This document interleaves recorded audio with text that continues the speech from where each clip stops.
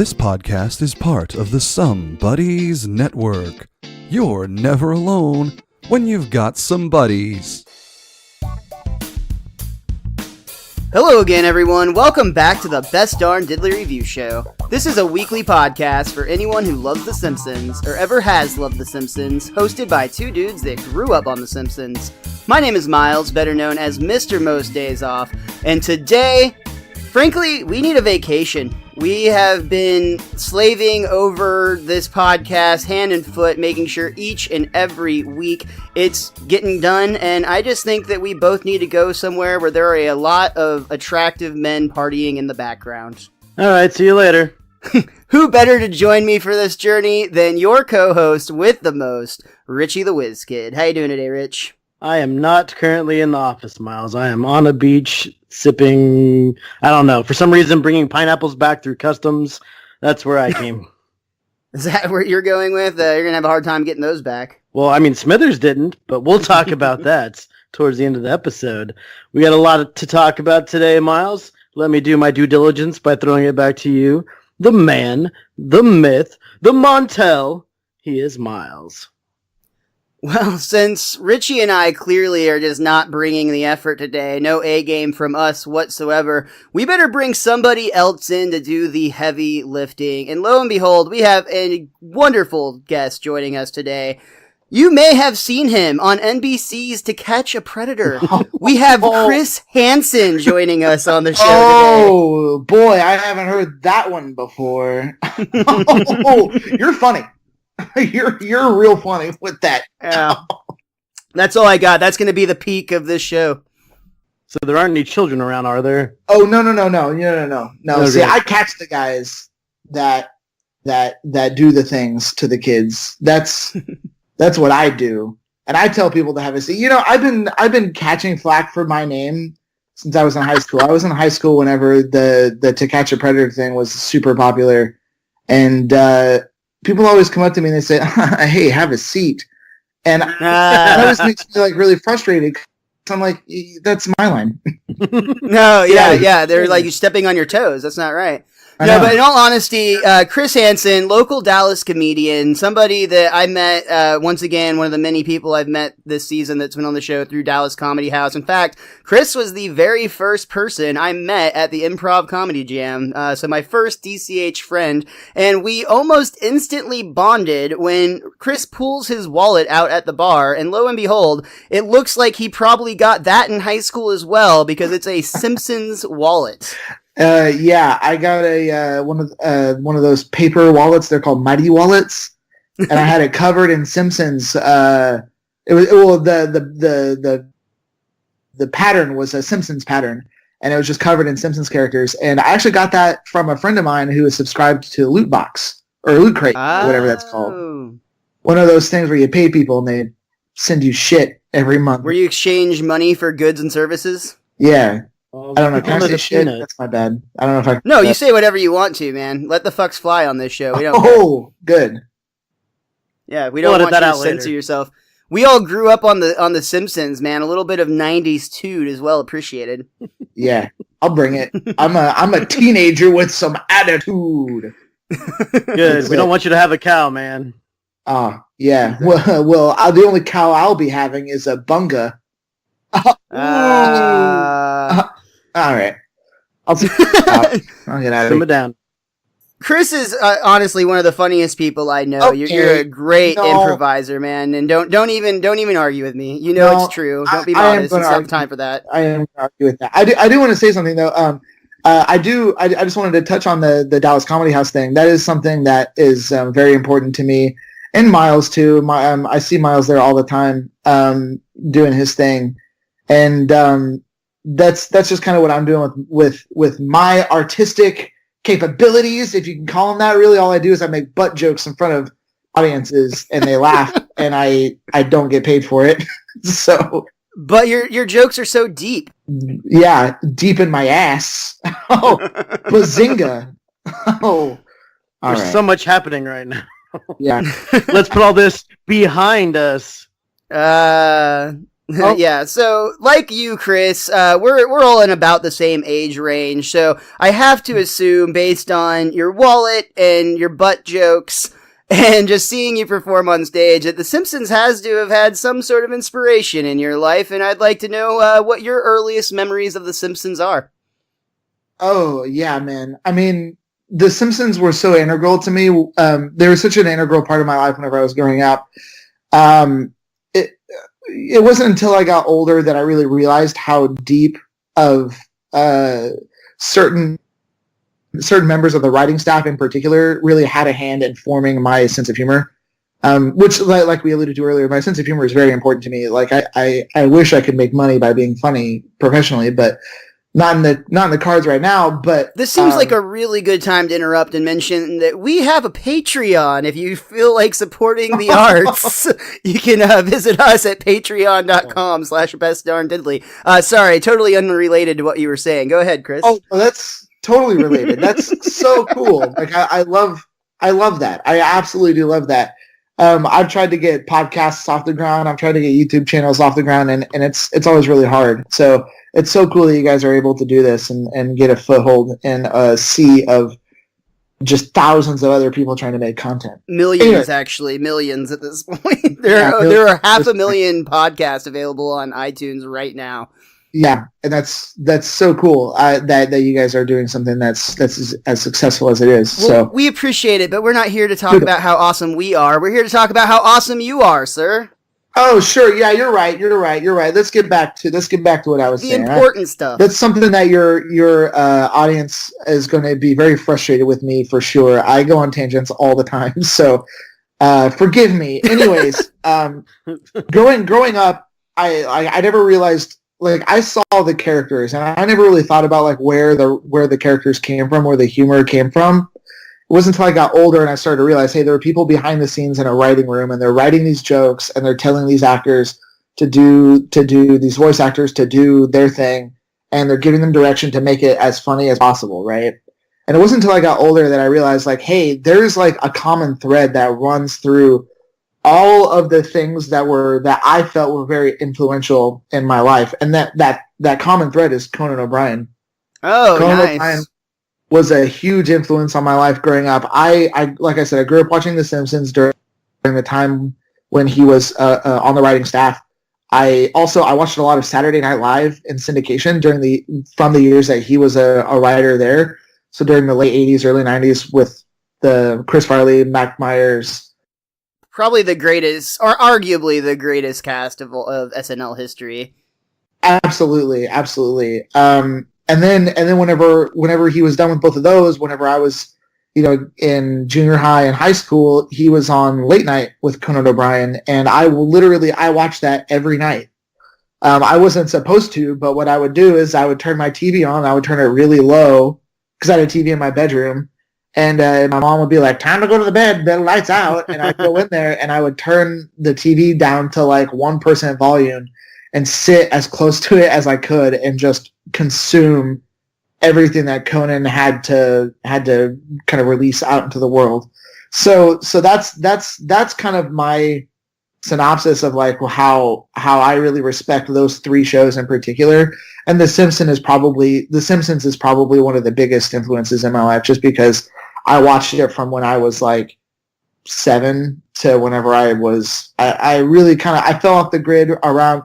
I could tell you the exact episode I fell off the grid with The Simpsons, and that was when Krusty's daughter was brought into the mix. I remember that episode being one of the last ones that I watched.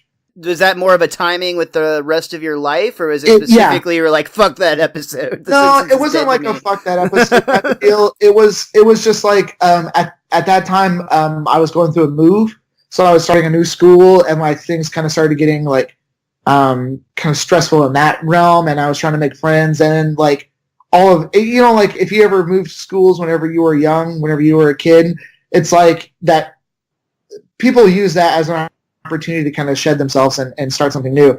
I didn't want to do that, but like it just kind of happened, you know what I mean? Sure. And so like I just kind of moved on to like other things. So I haven't like regularly watched The Simpsons in 20 years, but the first the first like 13 years of my life, the Simpsons were so influential. I was going to say that has one of the best Fat Tony jokes in that episode where he wins the violin and he tries to do the smallest violin in the world and he goes, "Oh, wait, I can do it for real now." And then he plays the violin after that. Like, I love that moment. Yeah. You know, that's interesting. That's very, very comparable to, I think both Richie and I to some extent. We both watched it maybe a little bit longer. Because I watched it all the way through high school, and it wasn't until I got to college when, you know, college-y things started getting more in the way of your Sunday night viewing schedule and whatnot. So, like you, there's a huge gap where I have not watched. I'm sure that I have not seen every episode of The Simpsons, and it's going to be a lot of fun on this podcast when we start getting to episodes that I'm now reviewing. Instead of, like, looking back upon them, I'm seeing them for the first time and comparing them. Well, hell, with 29 seasons or however many seasons they're on now, like, yeah, it would be insane if you'd seen every single one of those. They are telling people it's only 29 seasons because, you know, they're embarrassed of their age, but they actually turned 30 this year and just got renewed for 2 more seasons. Really? Yeah. Wow. Damn. Which I don't think, I think at this point, I mean, and I'm fine with this too. I think the show will just keep going until somebody integral dies, and they're just like, yeah, wouldn't it be right to do the voice without, you know, or do the show without like Dan Castellaneta? Like, yeah, that would be that would just be impossible. I do want to say something real quick though. So I have sitting here next to me I had a book from my childhood that I pulled out for this called The Simpsons: A Complete Guide to Our Favorite Family. I've never heard of it. Fascinating. Yeah, I figured you guys have probably heard of it. This thing has no binding. Like, it has seen hell. And I just want to say something, like, I never realized how young Homer is and how young Marge is, like, in the context of the show. Homer's only 36 and Marge is 34. I'm 31.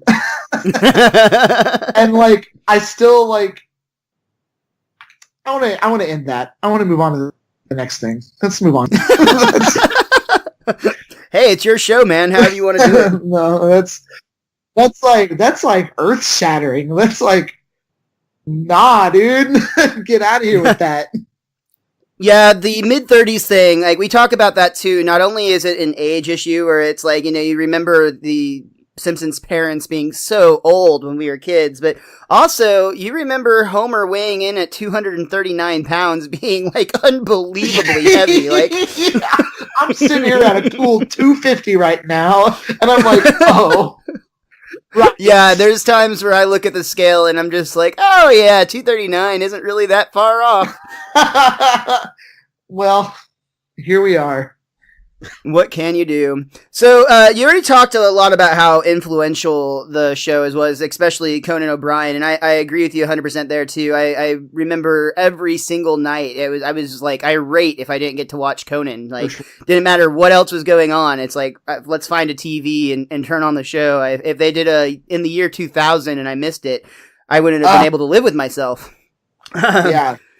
So many great segments. More specifically, you said you were about 7 when you started watching the show. That if it was the Conan era, then you're probably looking at around season 4-ish. But do you remember specifically the first episode of the first episode of The Simpsons that you watched? Honestly, no. I could not tell you because, like, my earliest memory. See, I grew up. I don't have any brothers and sisters, and my mom was a single parent, so. The TV was my babysitter, and I caught every day in my local Fox subsidiary or whatever you call that. I can't think of it off the top of my head. The local network, Fox, they had The Simpsons on every day at 5 p.m. syndicated, and that was honestly how I watched The Simpsons. I would get home, I would do my homework, and then I would take a nap, and then I would wake up, and I would watch The Simpsons just every single day. And I remember that from the time, like, literally forever ago. So I honestly could not tell you what the first episode I saw was. Totally understandable. And a lot of times people ask me about that as well, and it's just like, yeah, I didn't understand. I mean, people our age, The Simpsons was always a thing. So it's not like there was like, oh, remember that hit new show that came out? It's like, for me, I technically did live in a world without The Simpsons, but I was far too young to remember it. So by the time I have my earliest memories, I mean, I was not sure if the world we lived in was how it actually is, or if it was just like this funky shade of yellow. Yeah, for real. 100% agree with that. Cool. So, Chris, when we first started talking about getting on the podcast, I met you now over a year ago, and we've been planning on getting you on eventually ever since. Finally, season 7 comes around. I'm able to make some room, and I give you the choice of episodes, and you choose Homer the Smithers, which is the episode that we are going to be talking about today. Any specific reason that episode stands out to you? One big reason. The writer on this is one of my favorite writers for The Simpsons, which, and I think it's true for just about everybody that's like a big fan of The Simpsons. John Swartzwelder is a genius as far as I'm concerned. And I really like him, and I love the episodes of The Simpsons where it doesn't focus directly on the family. It focuses on like an auxiliary character like a little bit. And so I love Mr. Burns a lot. He's one of my favorite characters. Sure. Just because there's something that I was listening to an interview with Conan O'Brien. This was years and years and years ago, but he was asked like what was his favorite character to write for, and he said it was Mr. Burns, and it was Mr. Burns because he could be as old as time, and they could make any joke that they wanted to make, and it didn't matter how long ago the reference occurred. They could make it just because he is like impossibly old. And that's awesome. They talk a little bit about that on the director's commentary for this episode as well. Just the idea of writing for Burns in general. Yeah. And Mr. Burns is just one of those characters I love.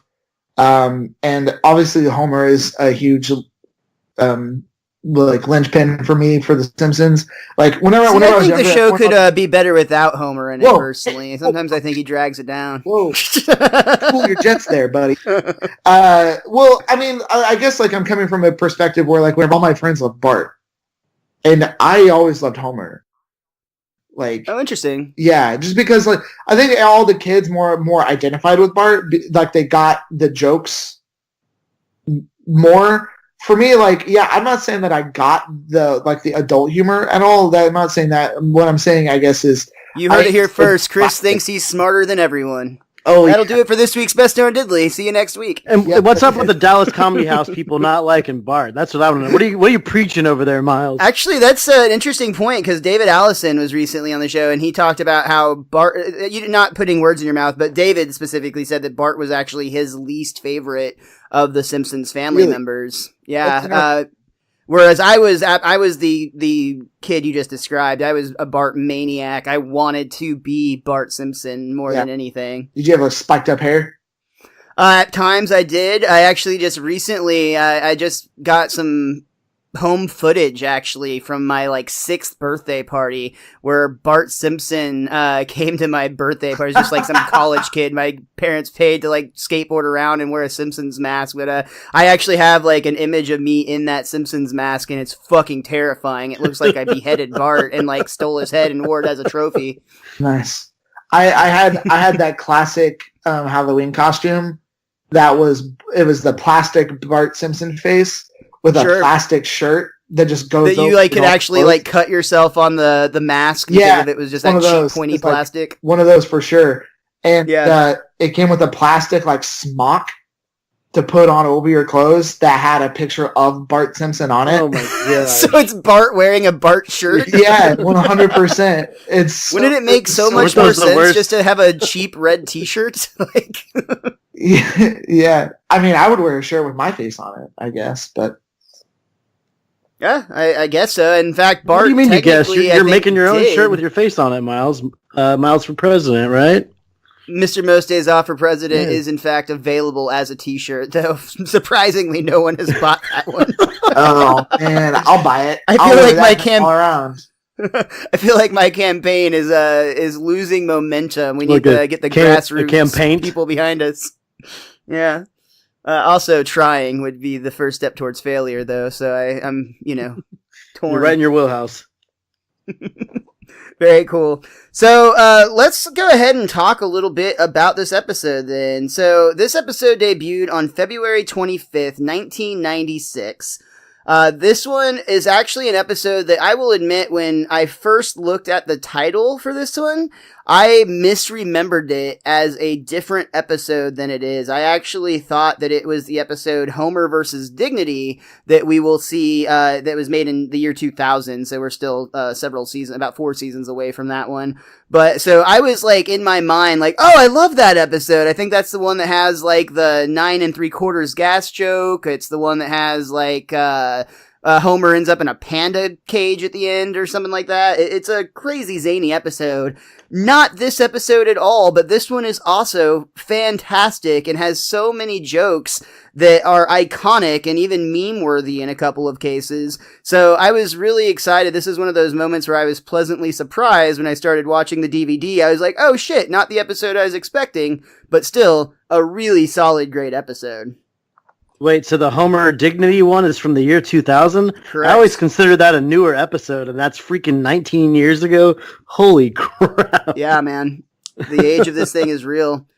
Chris had already mentioned that this one was written by John Swartzwelder. However, the story was actually by Mike Scully. And I point that out because this is not the first episode that we've come across where Mike Scully actually wrote the first draft and then Swartzwelder essentially took it and punched it up. So there's some sort of magic between these two where they are able to, I guess, work really well with each other's ideas. Or maybe it's like a rivalry. I don't know anything in sight because John Swartzwelder, for whatever reason, once again, was unavailable to commentate on the commentary for this DVD. Whether or not that's like a rivalry or not, man, who cares? They bottled lightning. Because let me tell you, this really does stand out as one of my favorites for sure. It's like such a good throughout the episode. whole time that I watched The Simpsons. Sure. This was one where the current showrunners, Josh Weinstein and Bill Oakley, who were on the DVD commentary along with the director of this episode, Steve Moore, they talked about how they were actually very surprised when this episode was pitched, just because they felt that it was so simple and organic and natural that they couldn't believe that it hadn't already been done. So when they wrote this episode, they actually feel like it came out a lot more like a season 3 episode than it actually fit, or more so than it fit in with their season 7 episodes. I can totally agree with that. It definitely feels like it's an earlier series arc, especially when you factor in the like ramifications of who shot Mr. Burns, and yet now they're having all these interactions with Burns and Homer where like Smithers kind of hints at it a little bit, I felt like, in this episode. So they just put that excuse in there to why it's okay, more so or less. I don't know if anyone else picked up on that. I did not, but that's really interesting. That I wouldn't be surprised. I mean, these are very intelligent writers. I wouldn't be surprised in the least that was intentional. Well, he said something along the lines of like you've had altercations with him in the near recent, something along those lines, where I felt like it was just them glossing over it's okay for them to interact with each other, even though Homer tried to kill him once before, possibly. I wonder if Mr. Burns's like clear short-term memory or lack thereof made it possible for them to like allow the Simpson family to get close to them again. That's just a thought. I don't know if that was intentional or not. Maybe that's Burns' superpower. That's it. Or short-term memory loss. All right, I like it. This one apparently ran a little bit long because there was no chalk gag, but we do get a couch gag. It's a repeat where the Simpsons come, they're in their little Shriner cars, and I do really appreciate it when they all honk in unison. Honk, honk. Just put you in a good mood for the rest of the day, huh? It does. Yeah, it really does. Just like the mood I'm put in when Mr. Burns decides to host his outings, his employee, wife, and no more than 3 children nights. This one is at the Springfield Dragway. Convenient for one family in particular. I just love this idea that there's these families out there that are like, well, I've only got an only child, so I'll sell you my other child spot for half price. It's like, that's how scalping was born. Oh, God. Yeah. I like that. That's exactly how scalping was born. Yeah, that's history, folks. What really strikes me I is, don't remember. Were all the seats full? I think there were a lot of seats full. Yeah. Yeah, it seemed like a pretty big crowd. So either every family had 3 kids, or you're right, and they were scalping seats. So good job, Miles. It's got to balance somehow. Yeah. One thing that strikes me as just interesting in particular is how many people do you know that have been to a drag strip?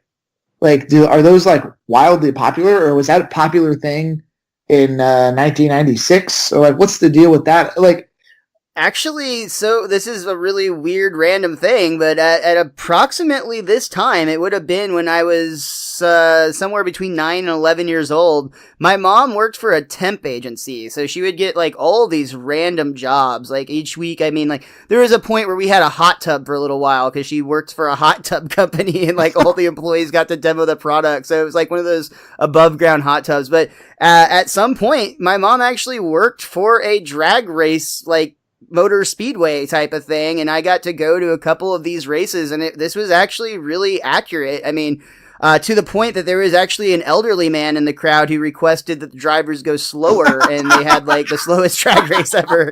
But no, like in all honesty, like when they're racing, like they do the umbrella thing, like the way that the lights go, like they clearly like got this down pat, because yes, I've been to a drag race, and I almost said drag show, also true, but a completely different event. But a drag race here. So yeah, I actually was going to give props to the Simpsons animators because of the amount of detail that they put into this scene. I feel like the Simpsons in general are really good about that. They're really good about like providing detail when detail is necessary. Yeah, 100%. I think that it's often that like the more detailed something is, the funnier it is. Just even specifically just naming a brand of something versus, so those little things, I think the Simpsons are clearly very, very adept at, and they know when the right amount of detail, or they know when they need to increase the amount of detail to really get the meaning behind this, because you feel the setting, you feel the excitement, and it makes it that much funnier when we actually do see Burns as the one. He can't keep up watching the racers through his binoculars that Smithers is holding for him. So he requests that the drivers go slower, and the best part is when they pull their chutes and they just lie limp on the ground. They don't pull out at all. It's absolutely hilarious. That kills me. And I love that look that the drivers give each other too, where they're just like, get a load of this guy. Like they're going so slow that they can actually look at Burns when he's like slower, and then look at each other still. Like they were already going that slow. Actually, even before that, I get a kick out. It cracks me up as they enter the raceway. We hear an announcement coming over the loudspeaker. Welcome, welcome, welcome to an evening of exciting quarter-mile action, action, action. Our first race is a benefit for Daredevil Lance Murdoch, who's hospitalized with cirrhosis of the liver. Yeah. All right, liver! I lost it. I was watching it last night, and my wife was sitting there with me, and both of us just lost it at that part. That's one of those things, like that's a joke that was lost on me when I was a kid. I didn't know what psoriasis said, whatever. No, I think you said it right, and I butchered it. But either way, I didn't know either. Sclerosis when I was actually watching it. I thought it was just a mistake in the script, but all I know is that it's a condition that occurs whenever you either are too fat and you have fatty liver, or you drink too much alcohol. So either way, it's a funny joke. Like to see like Lance Murdoch. It's funny because it's about death. Yeah, well, it's Lance Murdoch, right? Because we've seen him before in the show, right? At this point. Oh yeah, a couple times at this point. He's broken bones on many occasions. Yeah, and it's just great because it's just like that little, just like window into the world of the Simpsons, you know. So you hear about this character, and you hear, oh, he's not doing too good. I also really appreciate Marge once again has an attempt at being cool that just doesn't quite work. Boy, it sure would be fun to carpool in one of those, huh, kids? I'd be a real hot rod mama, wouldn't I? Huh? You missed the race, mama. Yeah. He says mama. I want that to be like that to me was another really funny joke. Like, It was so tiny, such a tiny little like flair to put on it. Mama. Like, I don't know why I loved that. I just did. Burns is trying to get in the spirit to have a good time with his employees, so he's actually drinking a beer. Rather, he's being spoon-fed a beer by Smithers. Burns tells Smithers that he doesn't feel any younger or funkier, so Smithers switches to the tablespoon. Yeah, I'll switch to the tablespoon, sir. So all is well and good. It's a great corporate event. Everybody seemingly has a wonderful time, though Burns is a little bit frustrated because the foam finger that he purchased is way too large for... It's ludicrously oversized, and he wants it to be exchanged for a smaller one. Yeah. He says something that I love. He goes, "It is rather ostentatious, sir. I'll exchange this right away." And I love when he's walking back, too, because he's like, I don't know if it's as funny if it's smaller, but what do I know?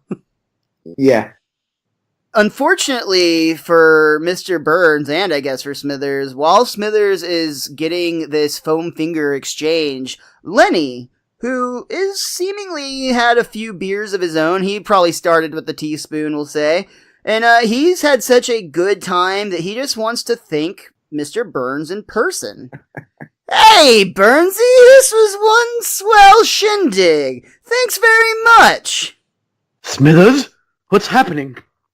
I had a great time. I just want to shake your hand. So Lenny is actually like pushing his face up against the window, and like the animation here is once again very impressive because they pull off drunk Lenny in a really convincing and fun way. But it's even more fun at Burns' reaction because he is just unnecessarily terrified of his employee just because they're a little bit inebriated. Well, he says he wants to shake his hand. He says, "You're the greatest." And when Smithers comes back, he gives him the thumbs up, too. And that's what sends him over the top. Yeah, all these aggressive acts. Thumbs up, he's like, "No!" I love that beat of just him turning around going, "Ha!" And you hear the music and the zoom in. I'm just like, bah! It's a frightening view, according to the script. Smithers is upset. He feels like it's all his fault, but Burns is trying to calm him down. I mean, after all, he always carries his mace. The best part here, though, of course, the joke here is that it's not like a spray mace. It's actually like a medieval weapon, like a mace sitting in a holster in the side of the limousine. It's got to really weigh that car down. In this scene, there's one of my favorite, and God, I feel like I've said this 3 times this episode already, but they're one of my favorite jokes. Hey, you're gonna fit right in here, man. I do this on every episode. Cool. Yeah, this is my favorite joke. This is my favorite joke. Ooh, this one's my favorite joke. This one I particularly like because it's a perfect example of a joke that I've tried to bring up in a scene on stage. And it I feel like it doesn't ever land because people think I'm crazy whenever I'm like, have you never seen this episode of The Simpsons? It's the way that he talks here. So he says, you should have, so this is Mr. Burns talking to Smithers while they're in their car, and they're referencing the supposed attack from Lenny, and Mr. Burns says, you should have seen the murderous glint in his eye, Smithers, and his breath reeked of beer and pretzeled bread.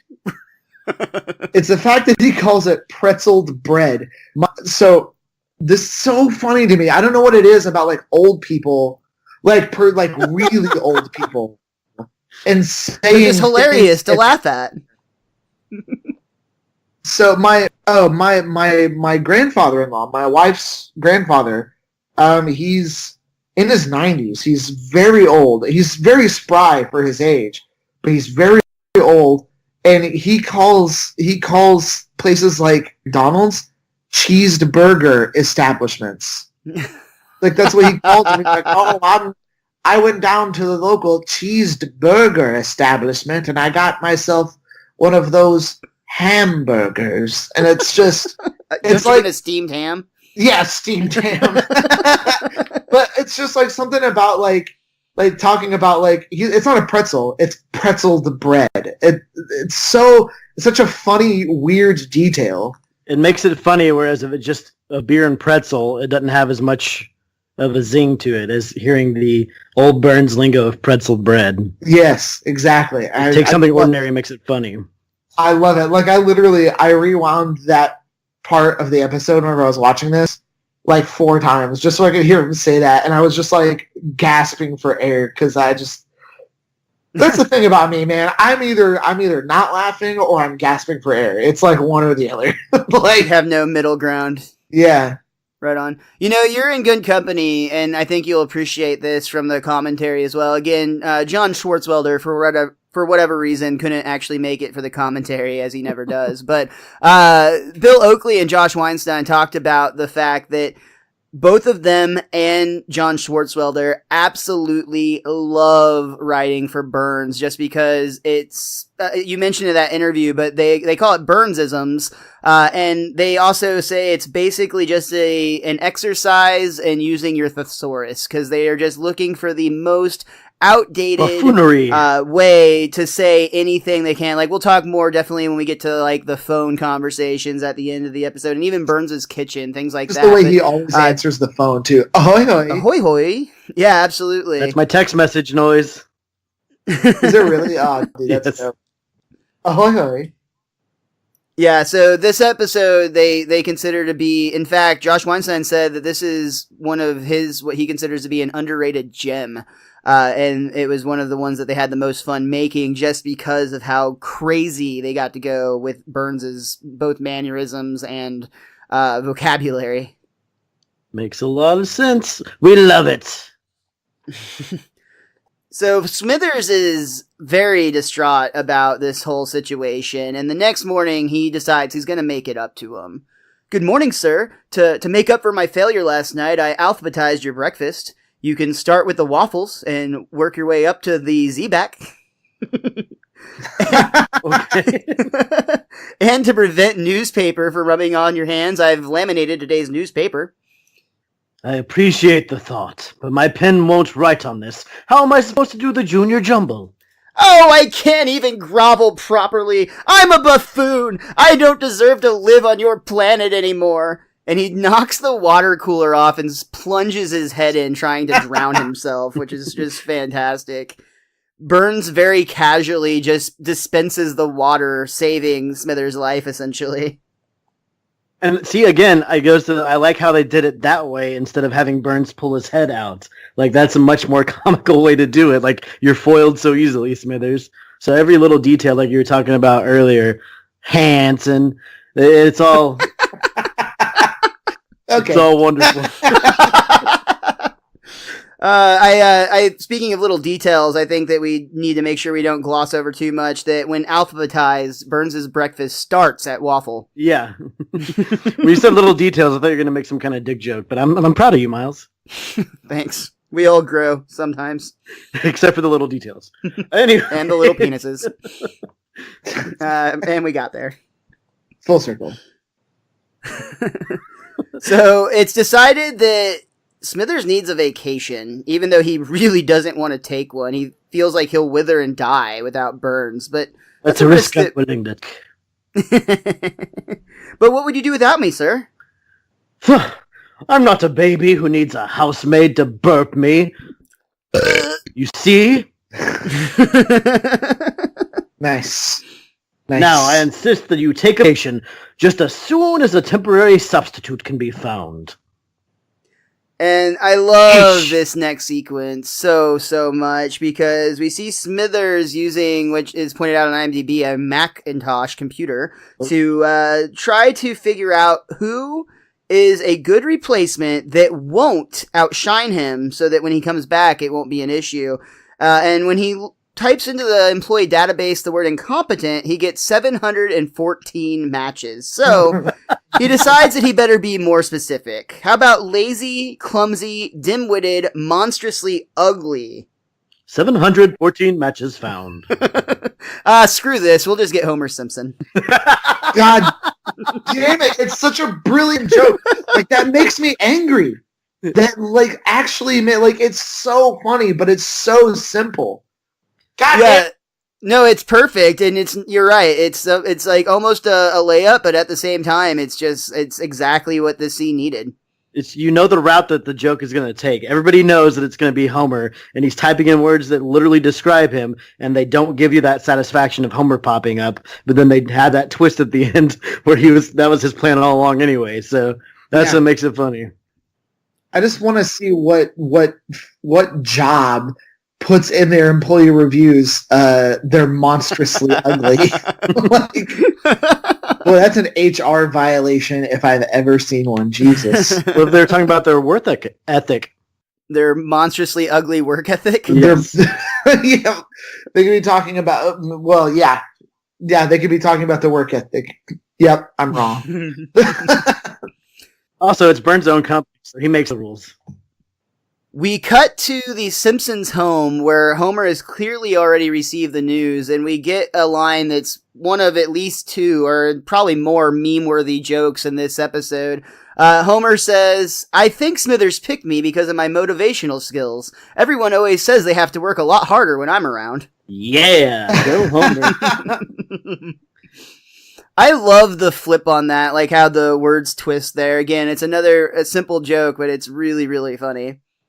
You know what I have an issue with in this scene, and it occurred to me as I figured this out, that I'm sure it's happened before, but I did not notice it until just now.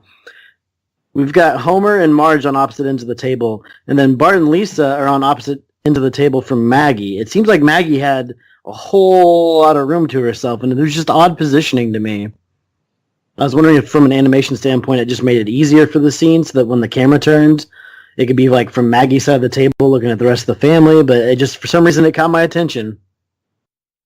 They didn't comment on the commentary about any of that, so I don't have anything specifically about that. I wonder if it's so they could have Lisa and Bart delivering lines in the same shot. That would be my That's what I'm guess. talking about. Yeah. That was the only thing I could come up with of why they did it that way.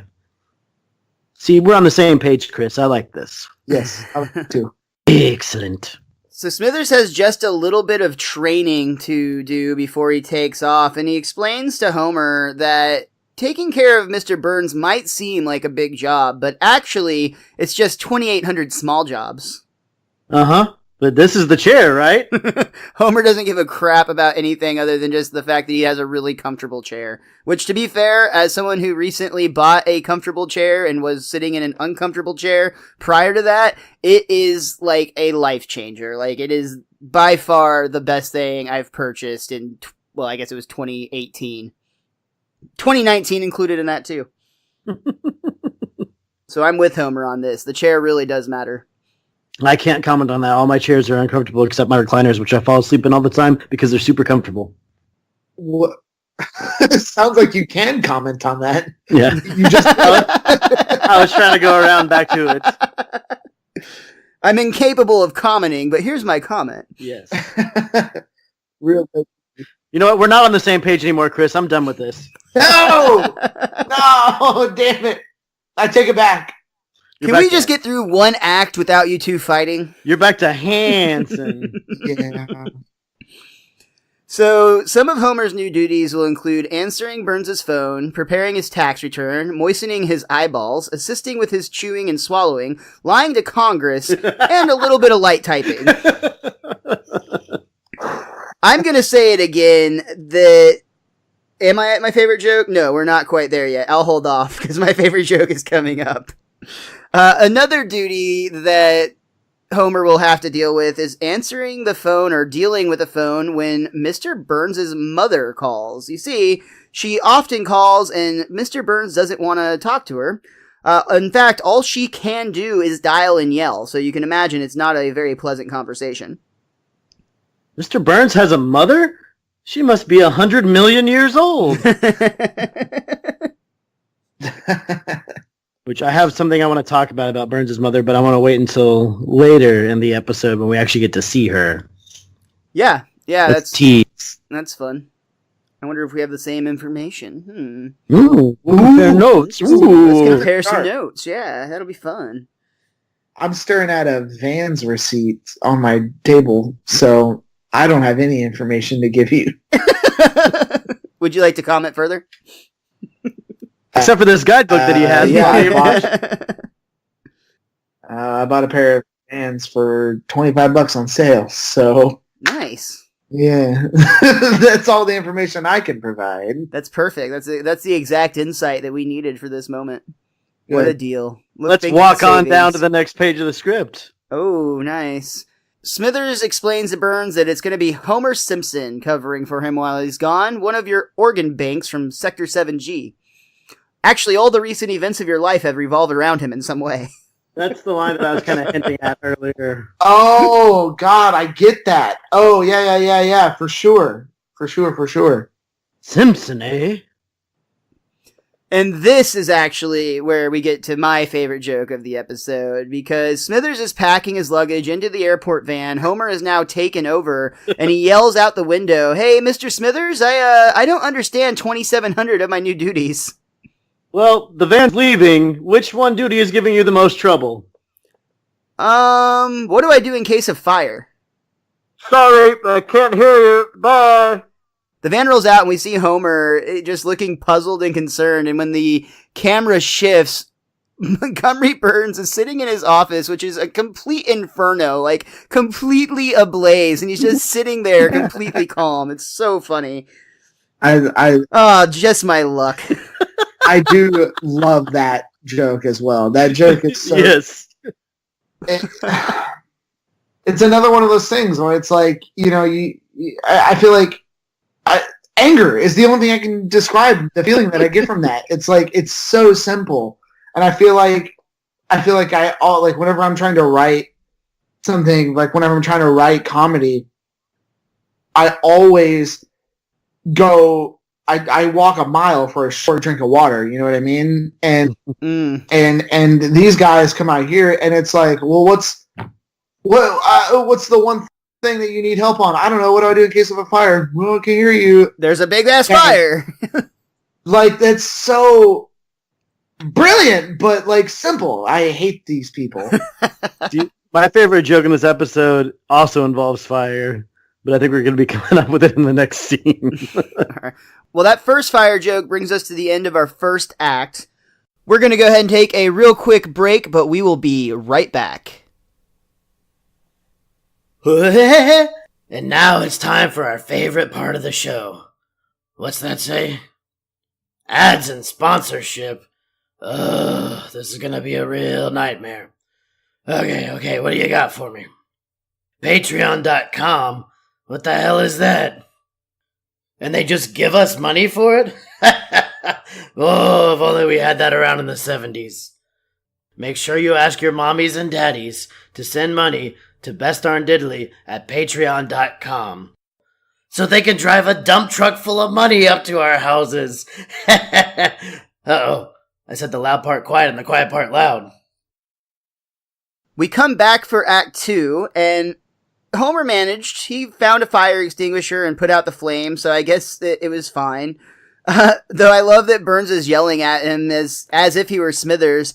Good Lord, Smithers, you look atrocious. I thought I'd told you to take a vacation. Smithers already left, sir. I'm his replacement, Homer Simpson. Ah, yes, Simpson. And this is where we see that maybe working for Mr. Burns isn't going to be as simple as just those 2,800 little tasks. I'll have my lunch now. A single pillow of shredded wheat, some steamed toast, and a dodo egg. But I think the dodo went extinct. Get going and answer those phones, install the computer system, and rotate my office so the window faces the hills. Okay. Can you repeat the part of the stuff where you said the things?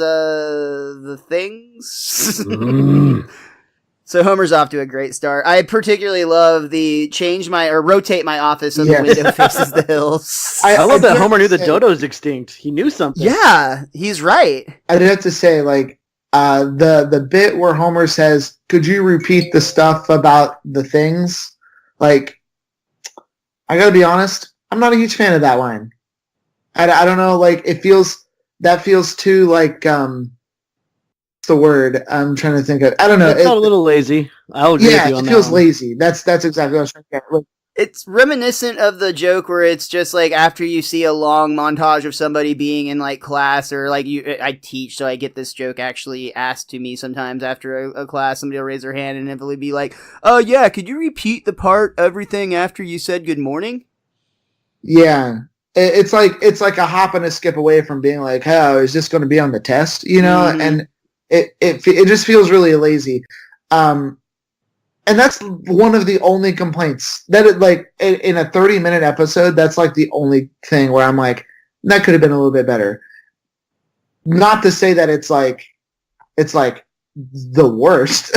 You heard it here first, folks. Chris Hansen thinks The Simpsons is the worst. We'll see you next week. That's it. Cut, print, send it to the press. We're good to go. Chris Hansen thinks The Simpsons sucks. But no, it felt awkward. Like that exchange that Homer has where it's panned in on him and he says, the things. Like it felt awkward to me, and it felt like they just didn't know what else to go with right there. So yeah. I get what you're saying. Cool. Not about The Simpsons being the worst, though. You're on your own on that one. But are we on the same page now, though? Are we on the same page again? Come on. We'll see how the next scene goes. Yeah, okay. Let's turn the page and we'll find out. So we see the next morning Homer wakes up at 4:30 a.m. and he's struggling to put his pants on. He's got like the leg in the wrong hole. Lousy two-legged pants. Homie, it's 4:30 in the morning. Little Rascals isn't on until 6. I know, I'm taping it.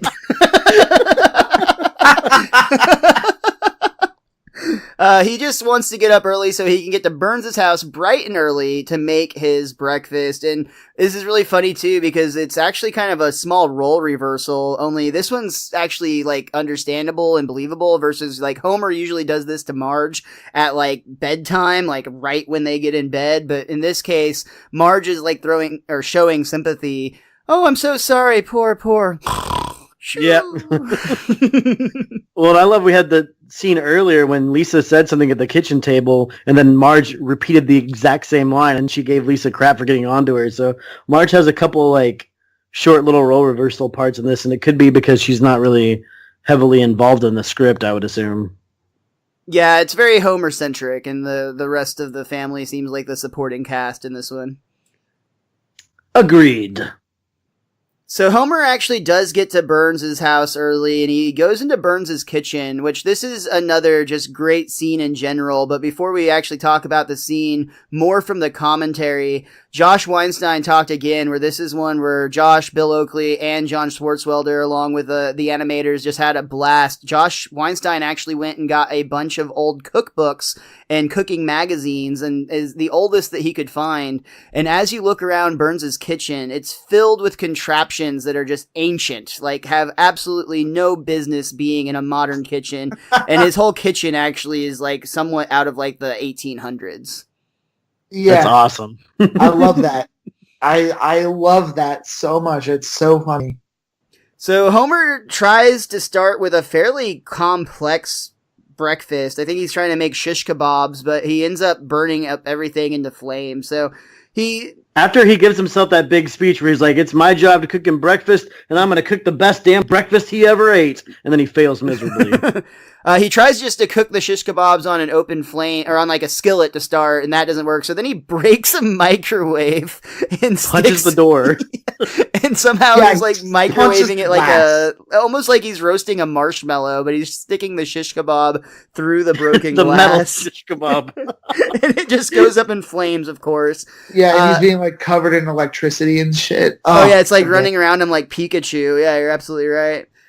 Very memorable part of this scene. In fact, another meme that I see online all the time, anytime anybody has a cooking fail of any sort, Homer decides that he's not having much luck with the shish kebab, so he just pours a bowl of cornflakes, but when he adds the milk, the whole thing goes up in flames. It sits there for a second, like he pours the milk in, and then it goes...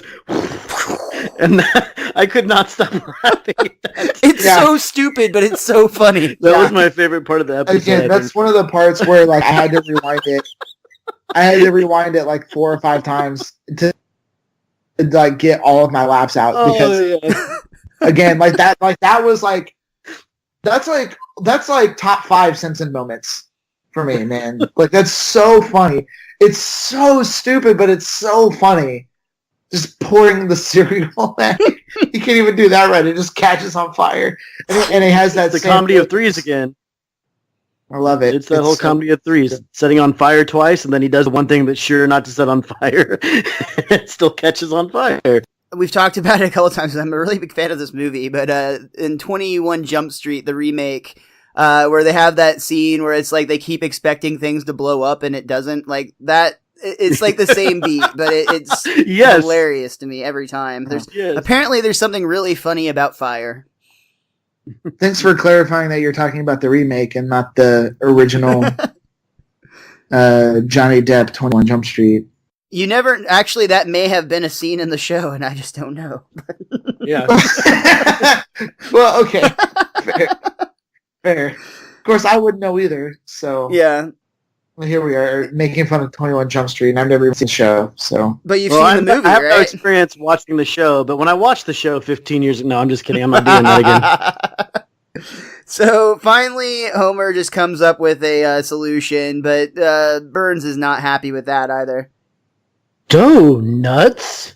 I told you I don't like ethnic food. Jesus, like this whole segment, I was just dying watching this, and like I came home and it was really late. I watched this really late last night because I get home. Well, I don't want to time lock us here, but like I get home really late. I got home really late last night, and I was dog tired, and I was watching the episode, and like I was laughing my ass off, even though I was as tired as I was, and I just feel like that speaks to the quality of the humor that we have here.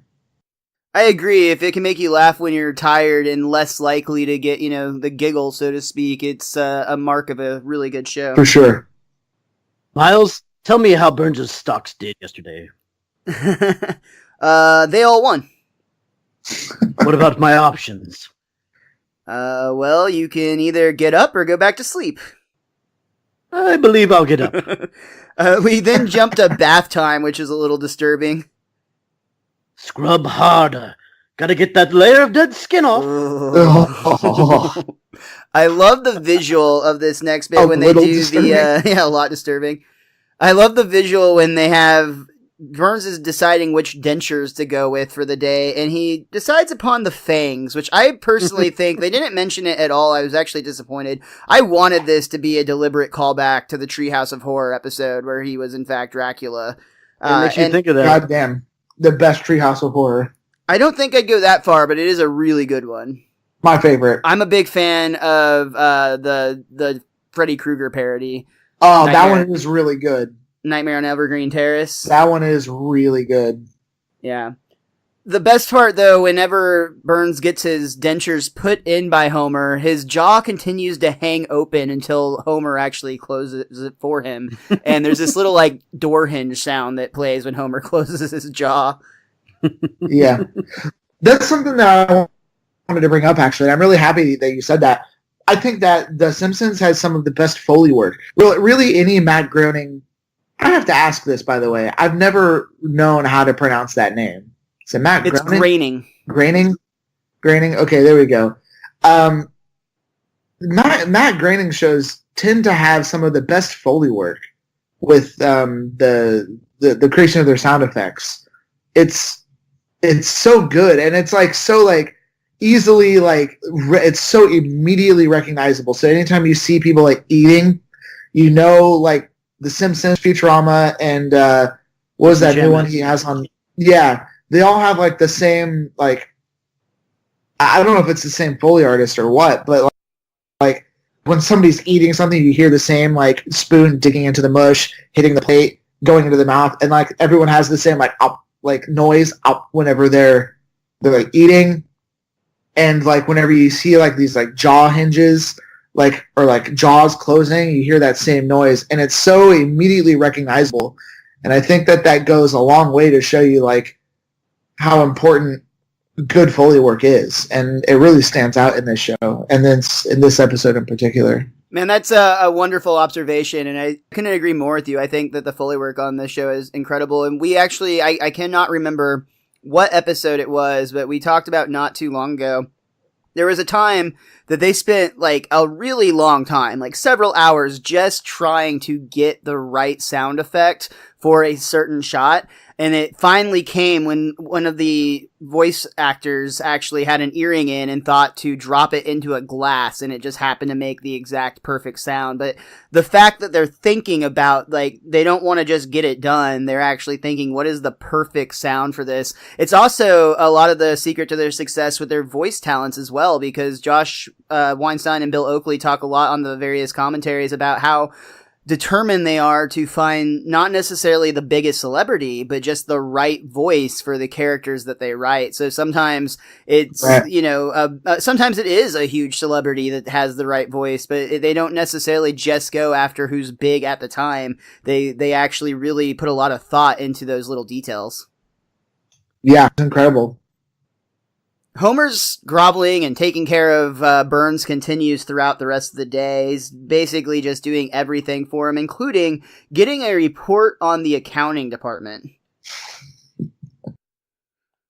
Yes, sir, he did. The accounting department is located on the 3rd floor. Its hours are 9 a.m. to 5 p.m. The head of this department is a Mr. Johnson, or Johnstone. And then another series of messages that he gets, which again, this was a contender. I still stand by my fire This decision, was really but funny. This is so funny. Here are your messages. You have 30 minutes to move your car. You have 10 minutes. Your car has been impounded. Your car has been crushed into a cube. You have 30 minutes to move your cube. Ring, ring, ring, ring, ring, ring. Hello, Mr. Burns' office. Is it about my cube? I love that Mr. Burns is so greedy that even when his car's been impounded, he still cares about his cube because it probably has some value. Again, they know where the hell it was parked. Like, yeah. Like, where was it parked? At the nuclear power plant where it would be impounded. Well, Homer's probably driving it for him, so I bet it's Homer's fault. Very fair. Honestly, I don't know why I didn't think of that. That's an astute observation. Like, I have always assumed that it's Homer's fault on that, but I love that they add that extra line with Burns actually going back to the cube joke, because you think he'd be really pissed about it. Is it about my cube? So we haven't heard from Smithers in a while, and he's at the beach and a little concerned about his boss, so he gives him a call. How's everything going there, sir? Well, I have a lot of free time on my hands, so if you FedEx me your mail, I'd be happy to open it and return it to you. Everything's fine, Smithers, but the Simpson fellow seems to be getting dumber by the minute. I've never seen anything quite like it.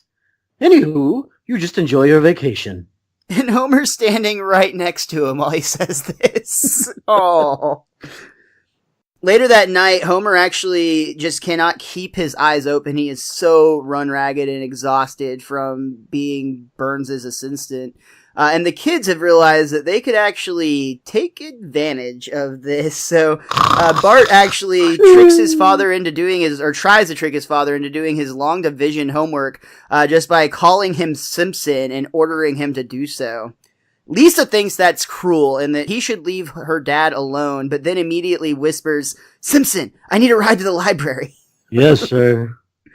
Finally, Marge is not having it. She tells her kids they have to stop exploiting her father. And finally, though, when she's trying to get Homer to relax and he won't, she even resorts to, "Simpson, lay down and take a nap." I love it when she asks him to lay down. He's like, "No, I can't. Mr. Burns wants me to do some long division."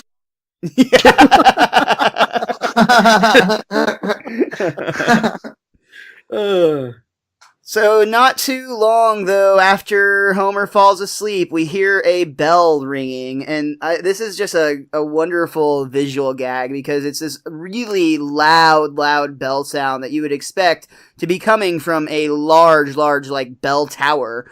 Though when we approach Burns' manor, we see that it's actually Burns ringing a tiny little tableside bell into a huge, giant megaphone.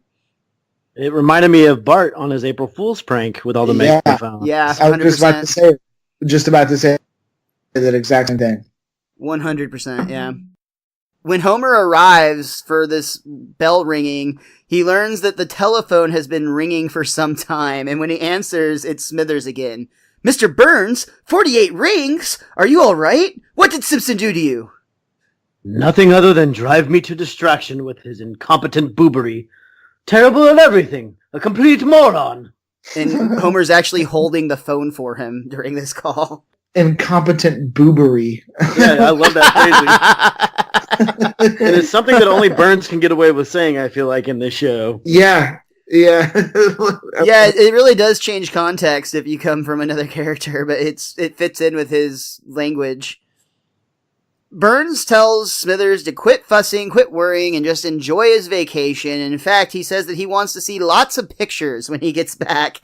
And something to note that Smithers, every time we've seen the background here, the direction in the background was always just have lots of attractive men enjoying themselves. Because at this time in Simpsons history, there was actually a little bit of debate still on if Smithers was actually gay or not. A lot of people felt that he wasn't truly a homosexual as much as he was just in love with Mr. Burns, to the point that if Mr. Burns was a woman, he would be just as in love with her. So at this time, they had not made Waylon an openly gay character in the sense that he has actually come out on the show now in later seasons. But I think that a lot of people, I mean, it was pretty obvious all the way back from a few episodes into like season 2. And I love the way they handle that, though. Just, again, just the simple direction. With every vacation scene you see with Smithers, the animation department said just fill it with attractive men enjoying themselves. Well, I could see where the other half before this episode could have a beef and actually go through with it, because he is, it seems attracted to power. So, I mean, we'll see future episodes where he's with Colin Powell, I think, or somebody else, where he goes to work for them for a little while. I forgot who it was, but I mean, they used to have a leg to stand on, but not anymore. Yeah, and I mean, it doesn't matter at this point anyway, but I just thought it was funny that they noted, and I just kind of like when we talked about, it was, I believe, last week or maybe it was a couple weeks ago, but at some point, it was Lisa the Iconoclast, and it's when Jebediah Springfield, or whatever his pirate name was, Hans Sprungfeld, when he's running away from George Washington, they get that direction note that was just make it look like toilet paper stuck to your shoe. And that's kind of like the same. I just love when they just have this very simple direction and they just let the animation department like go with it. Absolutely. Absolutely. So Burns' basically dissatisfaction with Homer continues, and another just great line is Homer actually turns on the desk lamp, and Burns' reaction is hilarious. 60 watts? What do you think this is, a tanning salon? This whole run of just like insults is brilliant. It's just brilliant. It's just so much fun. Yeah, and it's so, I mean, you can kind of really see as Burns continues to just scold over the simplest things, like not using the right type of starch for his bed cap. And he starts like throwing drinks at him and actually like, you call this a tax return? You call this a supercomputer, and he's got a Cray supercomputer. He's beating the shit out of it. I love it so much. I say that Homer like put together a supercomputer. Like, I don't know like what he's trying to say there, but I love that. It's so much fun. That supercomputer bit is actually one of the things that's cut in syndication a lot of times. It's on the DVD box set, and it's often cut for time, however, and it really upsets them because they love that joke so much just from the absurdity. But you're absolutely right. And basically what's happening here is Burns is becoming increasingly more abusive, and Homer is just getting more and more exhausted and essentially reaching his breaking point. And he actually does, and he punches Mr. Burns in the face, and it's a knockout blow. He goes down for the count, and Homer panics and runs away. He runs home in fear, and you can very clearly see he's shaken. Though he's trying to deny it when he gets home. Marge is immediately like, is there something wrong, homie? No. Except I killed Mr. Burns. I love it's morbid, but Homer actually thinks he killed his boss at this point. I mean, he's 104 years old, as we're about to find out in 2 lines. He punched Burns right in his 104-year-old face. Are you sure he's dead? Maybe you just really, really hurt him. Best case scenario. Yep. But Marge tells them that everything's probably fine as long as you go and apologize. He probably won't even fire you. If he's alive. If he's alive. So this is one of those instances where I'm not so sure that in today's society that you could so smoothly get away with that scene in general without Homer having to take some kind of anger management or something like that. Because when I first saw it, I was like, oh man, he punched him right in the face, after he supposedly was somebody that tried to kill him just, a few short months ago in the Simpsons world. So yeah, it's all funny and like they do a good job of making you feel Homer's resentment towards Burns before he does it, but I just don't think it would play as well today. That is a really interesting point because it is a very real, like, solid punch to the eye, and especially with like things like how Stan Lee was treated shortly before his death, like all of that, like elder abuse is something that apparently is running rampant. So yeah, I think there is a late. Wait, he was abused? I didn't know about this. Oh yeah, yeah. There was a lot of reports coming out that that his caretakers were abusing him in. Oh my god, that's tragic. Yeah, it sucks. I mean, he got out of it like right at the end, if I understand the story correctly. But they were taking advantage of him financially as well. Because he's making, just a shitload of money from the Marvel movie, the Marvel universe. Yeah. Totally. Because he's an executive producer on every single one of those movies. Of course, yeah. So, well, damn! Way to bring me down. Way to uncover the truth, Hansen. Well, okay. I was agreeing with you. I was like, yeah, I think you're right. You were on the same page. Bring it back to the realism of that fight. Actually, that's something that we're going to talk about a little bit more later in the other fight in this episode. So it's very interesting that you bring that up, Richie. I'm excited to talk more about that.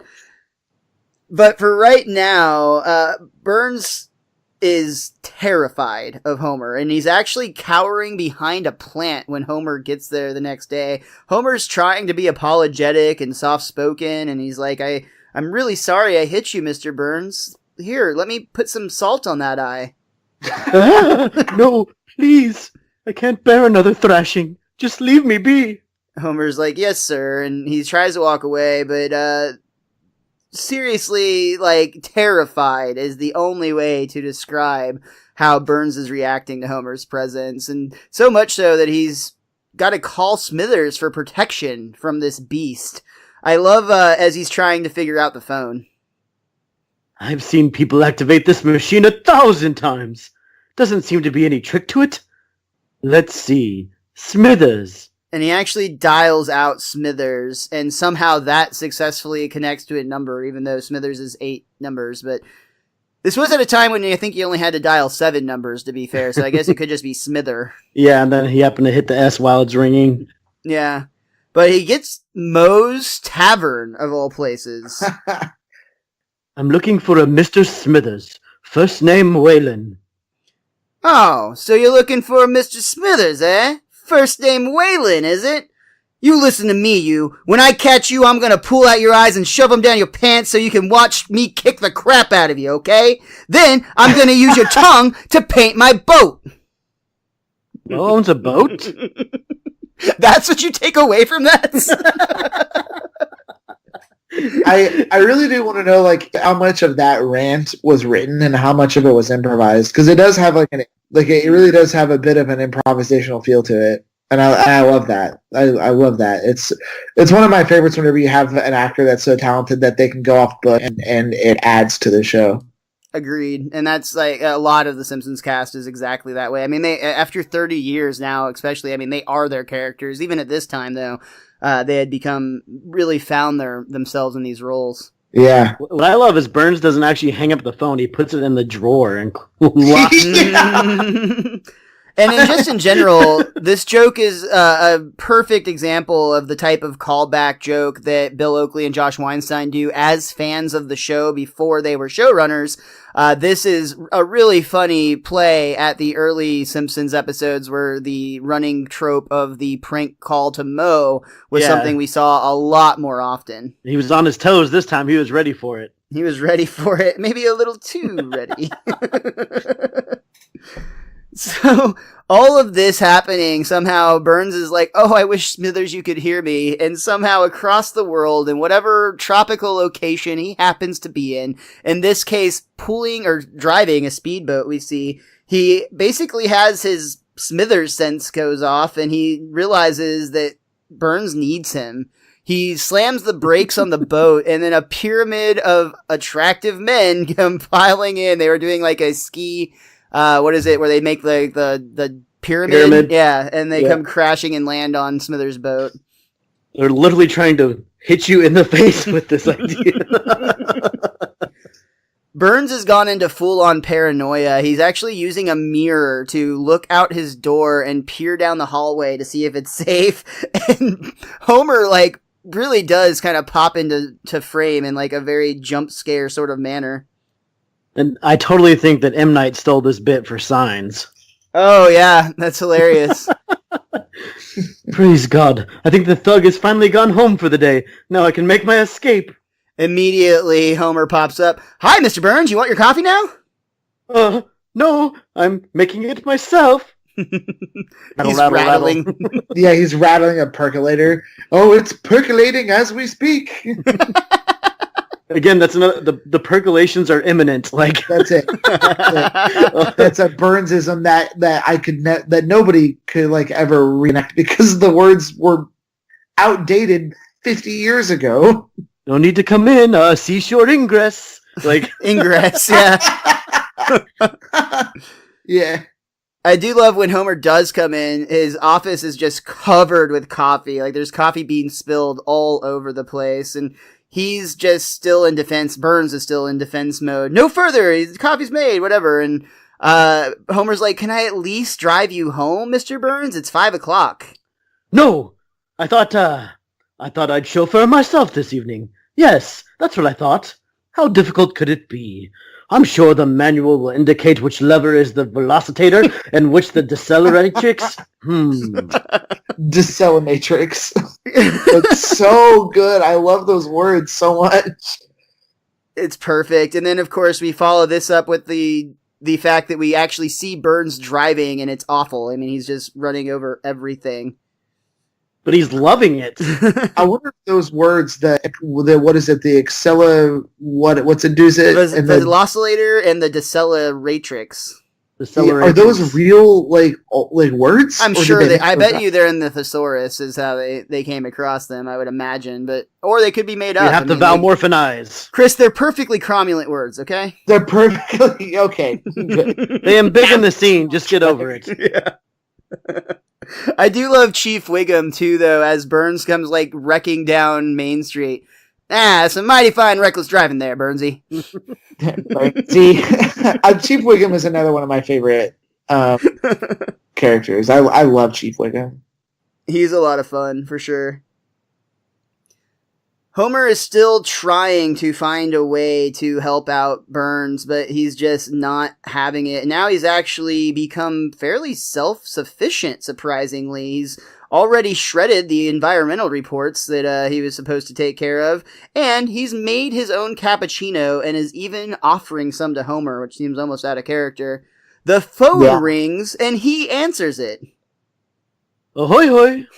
No, Ahoy, you have the wrong number. This is 4246. I suspect you need more practice working your telephone machine. Not at all! Ahoy! So once again, this is a total just going back in time to find the most ridiculous things that they can find. And Josh Weinstein and Bill Oakley are particularly proud of the ahoy hoy joke in this episode because it took a lot of research and it's actually historically accurate. Really?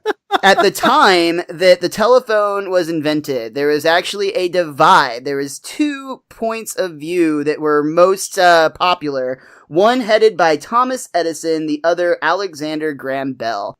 Sense? Something that you should know, at this time, before the telephone was invented, hello was not a common greeting. So, like, by today's standards, it's easy to say, like, well, it's ahoy hoy versus hello, and we're also used to hearing hello, that sounds ludicrous. But at this time, hello was not a common greeting. In fact, it was specifically used as a nautical greeting, from boat to boat. So the idea that it was hello versus ahoy hoy was 2 actual brand new concepts, essentially. Though Alexander Graham Bell's idea of hello did eventually beat out Thomas Edison's ahoy hoy, though it's funny to think that Burns might have been alive during this time where he was one of the early adopters and stuck with his traditions of saying ahoy hoy and then again ahoy on the way out. Never in my wildest dreams did I think I would learn something while I was recording this podcast with you. That's kind of rude. Yeah, actually, I pride myself in being educational, you son of a bitch. That's incredible. That's so wonderful. I love that little nugget of wisdom. Little nugget of wisdom, yeah. When it throws me off. I apologize. No, you're fine. It'd be funny, but it came out as a way more harsh attack. It's totally fine. I never expected to learn from this podcast either, but here we are. But if hello is a nautical term, I thought ahoy was too, because it's ahoy there, matey. Like, yeah. I guess that's a good point, too. It'd have been nautical versus nautical. Josh Weinstein on the commentary actually said that where the majority of their research came from was from a Wall Street Journal article, or possibly New York Times. Now I'm blanking on which one it was, but it's one of those that has the entire history of these 2 terms and how they came to be. Let's bring ahoy hoy back.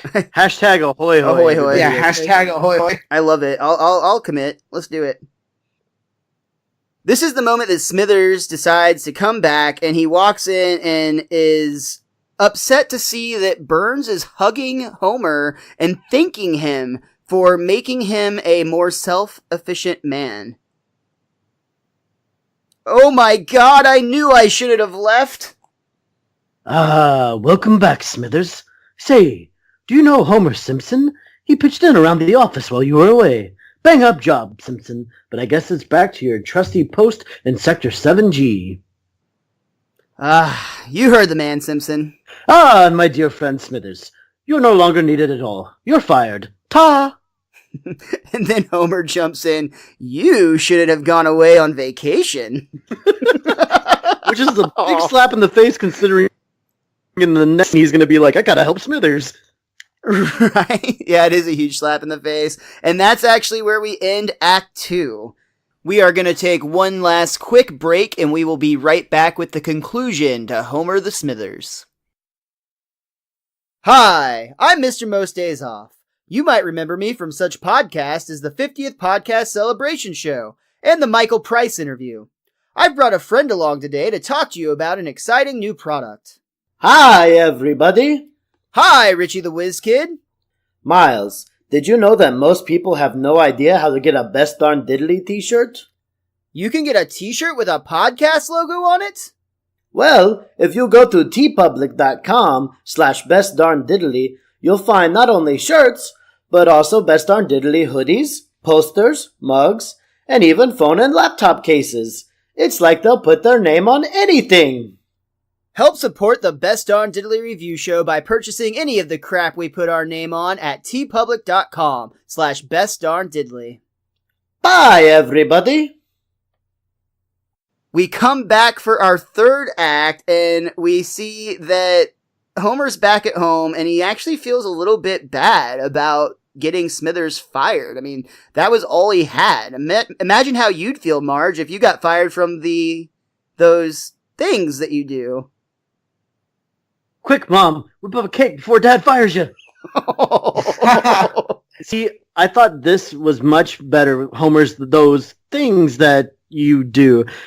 It was a similar joke to the one Chris and I were berating earlier in the episode, but this one felt a lot smoother and a lot more appropriate for the moment. Are you talking about that time that Chris declaratively said The Simpsons was the worst show on television? Yes, I think it was actually before that. I don't know. Yes. And I stand by that. Worst TV show ever. He's a man of his convictions. Yeah. Lisa is trying to stay positive. She points out that Smithers is a resilient man and that she's sure that he's going to be able to get a great job at any corporation that he wants. So we see that he's about to enter the offices at AT&T until we back out and see that it's actually neat and tidy piano movers. This is just a fun joke that, I mean, I'm sure that this one took a little bit of time and they were just penciling shit in and were like, oh, that's funny. But just, I love when they do these pan out jokes where you think it's one thing and then when we see the whole picture, it's a completely different scene. Oh, yeah. He doesn't want to work for AT&T anyways. He almost immediately ends up in Dr. Hibbard's office, who tells him that he'll need a steel rod to replace his spine after he was attempting, or after he hurt himself attempting to move that piano. Will I ever lift another piano again? Oh, God, no. Smithers then attempts to get a job as the announcer at the Speedway. Get ready for an exciting quarter-mile action at the Springfield Dragway. It'll be motorized mayhem, mayhem, mayhem. Do we need all those mayhems? We do all right. Fair enough. I suppose you know your business. Get ready for fun, fun, fun. I mean, the people are already here. We don't need to keep hustling them like this. I love that. Let go of me! Where are you going? Why are you throwing me out? Over the loudspeakers in front of the entire crowd. I love his line about why do we have to keep hustling them? I love that line. It's so true. And finally, when all else fails, he sees a help wanted sign at Moe's Tavern. Hello, you got a help wanted sign in your window? Yeah, I need someone to help me when the midnight beer delivery. Your job is to distract Barney until it's safely off the truck. I'll just wait out back then. I look forward to working with you. I just love this concept that Barney is just prowling out back every night at beer delivery time, but it's also totally within his character. Don't have the beers delivered at the time that you're open.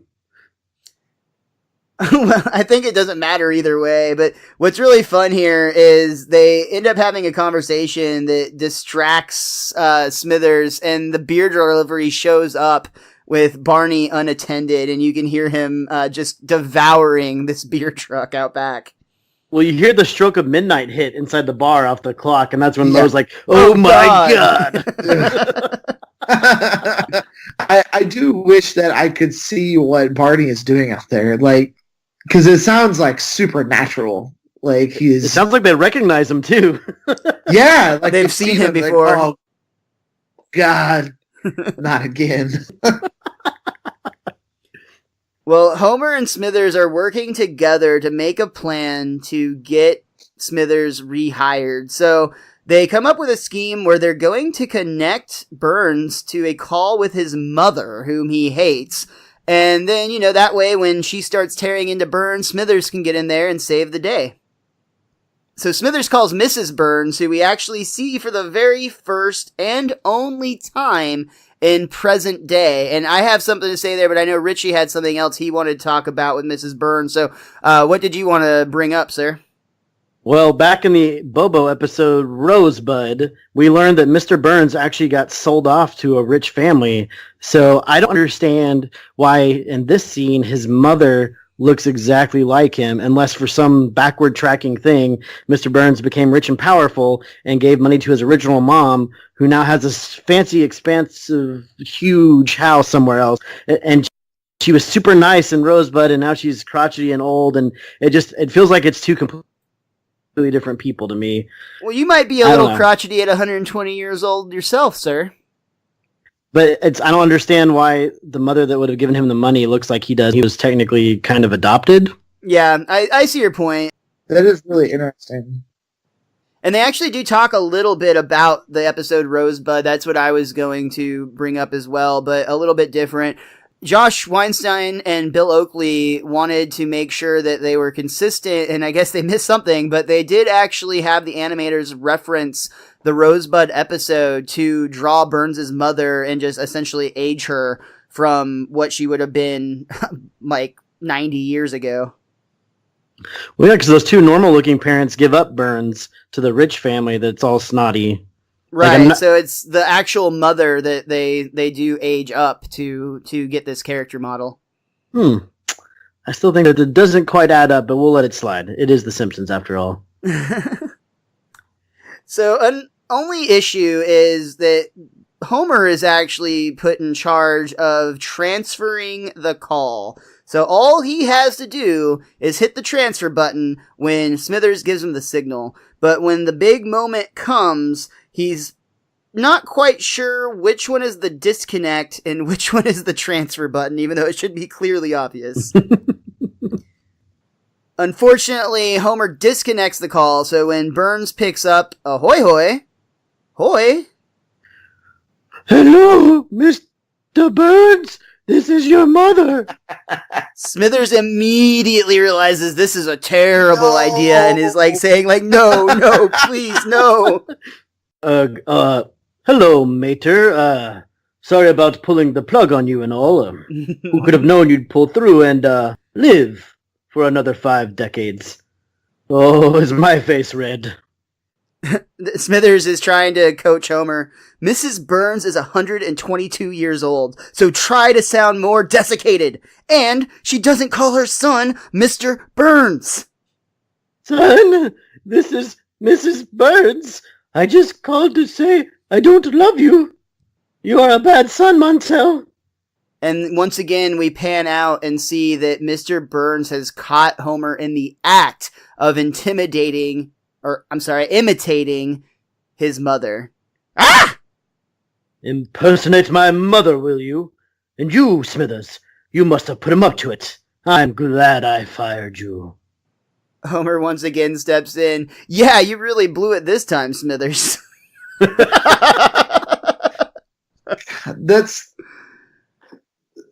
this whole segment is something that I love about this episode. I mean, God damn it, I have said that about everything that I've said so far. But I can't stress this enough. This episode is absolutely one of my favorites. But one thing that I feel like we just kind of like glossed over, he calls him Montel. He doesn't even call him Monty. He calls him, or like that's what he would call him, right? Like Monty Burns, I guess. Like, calls him Montel. Like, and also we have another Burnsism too. He calls his mom Mater. Yeah, very outdated. Which is something I was actually Googling because I was like, that's such a weird word, such a weird, bizarre word. But yeah, I guess it's another word for mom. So, another just one of those thesaurus finds, I'm sure. Yeah, I googled. I didn't know how to spell it, by the way, and I googled Mater, Mater. Did you get the Cars exactly character, the tow truck? Yeah. You probably had to like do some like 3rd page Google shit just to find the definition of Mater as like matron person of the family. Yeah, I just typed Mater mother words. Nice. Way to outthink the system. And you still got a picture of the Cars character. Yeah. Well, it's actually spelled Mater. Is or that's like the root, the word root, which is really interesting. It's like Mater, which is like you know what? I'm getting too much into this. Let's just keep going. So this is actually where everything hits the fan. When Homer kind of goads Smithers this time, Smithers actually attacks Homer, and the two of them end up in a full-on fight, choking, hitting, going at it as hard as they can. Burns is pleading with them to stop, but they're just fighting back and forth. What's really interesting about this is what I was referencing when Richie brought up the realism of the punch on Mr. Burns earlier. So apparently when this fight scene first came back from animation with sound and everything added to it, it was downright terrifying. It was so brutal that it would have had a place in like an R-rated like action film fight as opposed to like a funny sequence in a cartoon.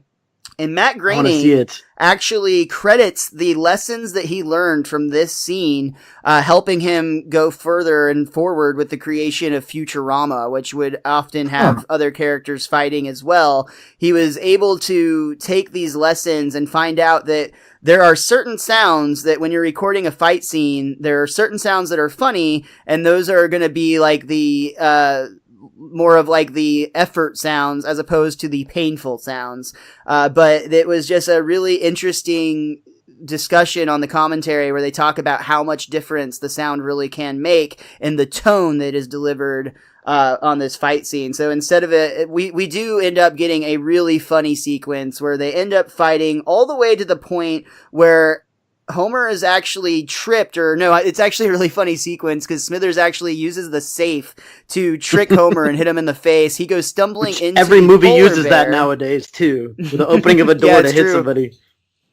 So he goes tumbling into the polar bear that Mr. Burns has taken refuge on, and he goes tumbling out of a 3rd-story window. If Homer thought he had killed his boss earlier in the episode, you can't imagine what he's got to be thinking right now. I like when Smithers punched him in the stomach. It absorbed Smithers' hand like the blob. Yeah. But, God, Mr. Burns falling out of that window, like, it's amazing that he didn't just pop like a water balloon, man. Like, he's so old. Yeah, absolutely. I love that he just fell out. Like, Bill Oakley... Like, go ahead. I didn't totally remember how this episode ended. So when he fell out, I was expecting, like, the bear to, like, catch on the side, and then him, like... And then Mr. Burns, like, holding on to the bear. That's kind of what I was expecting. But he just fell. He just fell the window. It's like, I mean, they don't really pull the punch at all. He just straight out goes out the window. Yeah, I love it, though. But again, like, at 100 and whatever years old he is, Jesus Christ. His bones would turn to dust if you look at I think he's older than Jesus. Yeah, probably. Definitely more famous then. Bigger then. One thing Bill Oakley points out on the commentary is he just loves when these little things happen, but that polar bear has been in Burns' office since the beginning, and they've never really used it for anything, so they were really happy to like have something to do with it in this episode. See, and when I think about his office and the bear, I always think about this moment when I see it, like every time. Sure. Absolutely. So it's time for our Simpsons reset. We see Burns is in bed resting, all bandaged up with casts from his fall, somehow not a pile of dust. And Smithers is actually spoon-feeding him. I love this line. Here comes the endangered condor into the power lines. Yeah, just that cherry on top, just to show how evil, Mr. Burns is. Love it. And how great and dutiful of a servant Smithers is, because he's even got Bobo, his beloved childhood bear. He put him in the dryer so he'd be nice and warm, and he warns, careful not to burn yourself on his eye. I don't need you to do any of this. I'm totally self-reliant now. What I would like, though, is a Spanish peanut. So Smithers immediately hands him one. Skin? And so Smithers immediately de-skins it for him. This whole scene is a spoof of a scene directly out of the end of A Clockwork Orange, by the way. In the short time you were gone, I learned to be completely self-reliant. And in the middle of self-reliant, Smithers feeds him another peanut. Oh, and it's for that brutish fellow who knocked me out the window. See that he's coming to him. Oh, I already have, sir. And this is actually a really sweet moment where we pan to the Simpsons living room. We see the entire family sitting around a big thank you basket. What did you get that for? For knocking Mr. Burns out of a 3rd-story window. Makes sense to me. Did he die? What am I, a doctor? And just That's the end of the episode. I love how cold it is. Homer's like, I don't know. As if it's completely unconcerning to him. When he was super concerned earlier when he punched him that he had killed him, and he was freaking out. But like this time, whatever. Yeah, that's a good point. He's I don't care anymore. used to it now. Yeah. But to be fair, Burns didn't even remember what his name was in the last scene. So Absolutely. But that does bring us to the end of our third act and to the end of the episode. Homer the Smithers. Chris, first of all, thank you so much for joining us today, man. It was an absolute blast talking to you. You're clearly a super fan of the show, and it's always fun to talk to passionate people who are funny and fans of The Simpsons. So thank you for being here. Is there anything else that you would like to say about this episode before we move on out of here for the night? Man, you know what? I said it before, and I'm going to say it again. Absolutely one of my favorites. It has some of the best moments, I think, in The Simpsons as a whole. Like, you got the flaming cereal, which is easily, like, top 5 best Simpson moments. And that's not just us. I mean, like you said it yourself, that thing is memed all over the internet, man. That thing is meme. It's everywhere. It's like a perfect example of, like, it's a perfect example of Murphy's Law. Yeah, totally. I didn't understand. I didn't realize that was a meme yet. I love Mr. Burns and all of his Burns. Like, that's just another thing that I love about this episode in particular is that you get a heavy dose of that stuff. You get words like mater. You get things like ahoy hoy. You get pretzeled bread. It's just so dense of some of my favorite jokes. I love this episode. It's great. Oh. That's awesome. Well, again, we really appreciate you being here. Thank Before you. we get out of here, Richie, was there anything or that book of yours that you reference on literally every one of our podcasts that you'd like to talk about today? I feel like with the guidebook that there's somebody else here that could actually bring up the topics that are on it and the stuff you may have missed section. Nudge, nudge, wink, wink. Nudge, nudge, wink, wink. Absolutely. Fun fact, closed it already. Well, on page 198, you may find a surprise. But here we are. I found it. Yeah, so the stuff that we may have missed. Do we just go through this list? Is that what we're going to do? Whatever you think is important, you bring up or think interesting. We talked about the first one. I did want to circle back around to that one. I think it's interesting that they think that's interesting enough to point out. What is it that they have pointed out? It's Smithers uses a Macintosh OS computer. Yeah, I pointed that out because it was also on the IMDb list, which I think often references that book as well, frankly. There's a lot of times where I'm just like, okay, that's, I guess, technically a trivia fact. Yeah. I guess there is only one thing in here that I did think was particularly funny. At the beginning of the episode, at the drag racing strip, one of the dragway cars is sponsored by Amalgamated Pornography. Mm-hmm. So I concur. Richie, anything else from you personally? I mentioned it earlier, but how did Smithers get pineapples back from his vacation? Like, he went to a different area that was clearly not the U.S., and he got to bring, like, produce back with him, which I thought would be illegal and against the rules, but maybe Smithers snuck them in somehow. Ever since the koala outbreak, pineapples are the least of their worries. Yeah, they got koalas to deal with. The other thing I wanted to point out was I've been noticing when we review these episodes more, it's a time, especially in the earlier seasons when we've seen them a whole bunch of time to begin with, it's interesting to see what other characters are doing when they're not the center of attention. And I loved it the last scene while Homer and Marge were going after the fruit, particularly Homer was going after the basket, that Maggie was actually really trying to reach for that basket. And I just think it's fun to me, the times where Maggie tries to emulate her father, where she's tried to reach for a beer before and things like that. And I don't know why, I like that little fine detail, like that's technically in the foreground, but it's considered part of the background, I would assume. But it's that little extra shine that they put on each episode that makes them The Simpsons. Yeah. And that makes them so much fun. Yeah, it's the tiny attentions to details, and I mean, there's so much going on in each and every episode, enough so that we've been talking about this one for like an hour and 45 minutes. So that one is going to do it for this week's Best Darn Diddly Review Show. Thank you again so much for joining us on this journey through The Simpsons, the Golden Age, and beyond.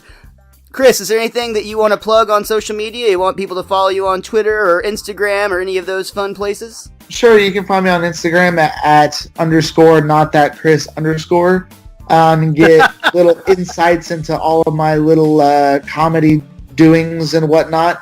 It's mostly just ugly pictures of my face really close. But it's worth the follow. They're hilarious pictures. It's worth a follow, yeah. Totally. Also, make sure you follow the Best Darn Diddly Review Show. That's at Best Darn Diddly. That's DIDDLY. You can find Richie at theWizKid23, and I am at MrMostDaysOff pretty much everywhere online. Please come back again with us next week when Richie and I, along with our special guest, F is for Family writer Henry Gamble, will be joining us to discuss the Simpsons episode, The Day the Violence Died. We'd love nothing more to distract you with our incompetent boobery.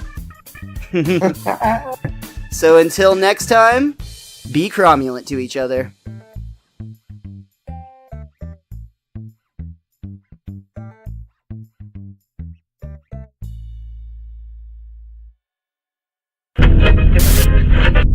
Are you afraid of what goes bump in the night? Have you or your friends ever pondered a conspiracy? Do you want to know more about the unknown? If so, then put on your tinfoil hat, sit down, and pick up your computer, tablet, or phone. Go to iTunes or YouTube and search for Secret Transmission Podcast and listen to us try to explain the unexplainable.